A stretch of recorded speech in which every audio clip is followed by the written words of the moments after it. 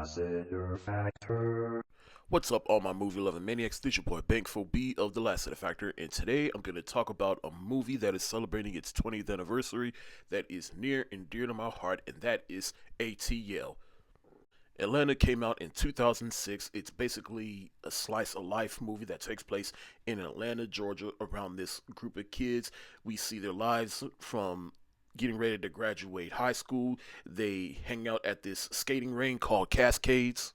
We see them prepare for this skating competition, but throughout the movie, that begins to take a backseat as we get a peek into these characters' lives and how they intertwine with each other. Now, like I said, this movie is near and dear to my heart for a number of reasons. It's one of those coming of age movies that my generation gravitated towards.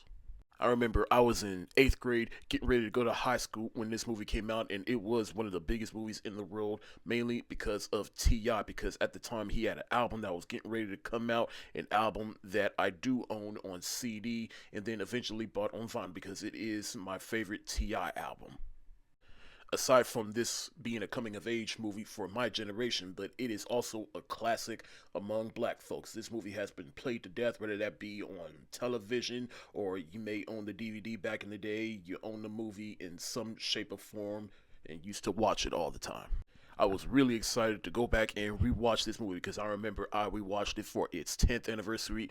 One of my best friends, this is his favorite movie of all time, and understandably why.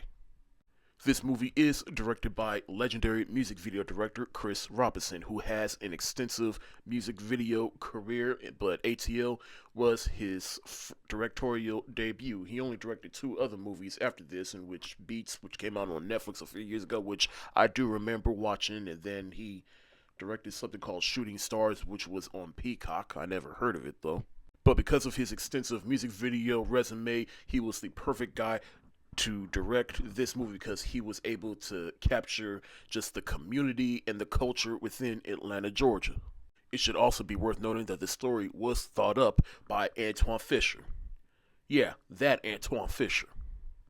But one of the many reasons why this movie was so effective is how it captured the culture and the community within Atlanta, Georgia at the time, making this truly a time capsule of the movie. Every time I revisit this movie, I'm instantly taken back to 2006, though I've never been to Atlanta, Georgia, but I can still feel the sense of culture and community represented in this movie, and even still feel the culture represented at the time within 2006.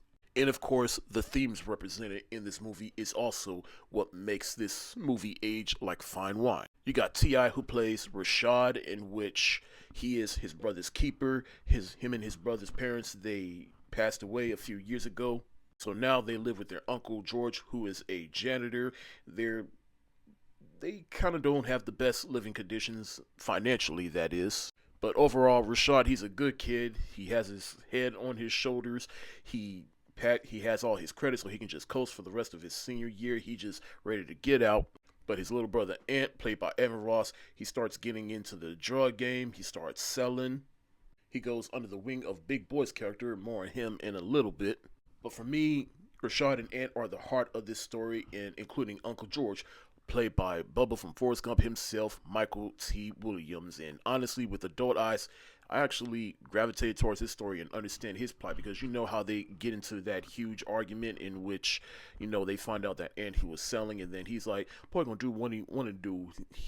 A little money ain't gonna hurt nobody. And then Rashad's like, you just gonna let your nephew ruin his life over a few dollars. But basically, you get his plight because, like his sister, their parents, they passed away, and so he got shackled up with his nephews, or else they were gonna get put into the foster system. So he saved them, but still did the bare minimum, and he had his whole life ahead of him, and he just doesn't know how to emotionally, financially support these kids. He was just doing the best with what he could, but he did come back at the very end, which I thought completed his arc, in which he told Rashad, I know you're mad at everybody, but you just gotta tell the difference between what you feel and what's real, so you don't look back on life with all regret.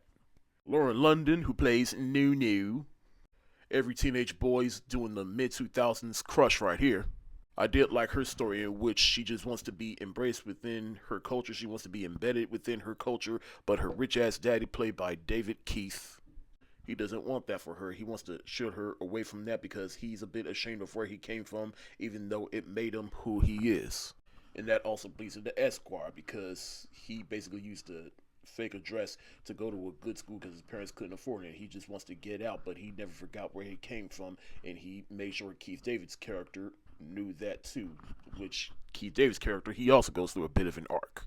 Now, like I said, you do got his boys in which they all come together for a skating competition, which, like I said, does take a backseat to everything else going on in this movie, but I just love how it's represented here. And I really mean it when I say this is a time capsule of a movie, because the needle drops in here took me back.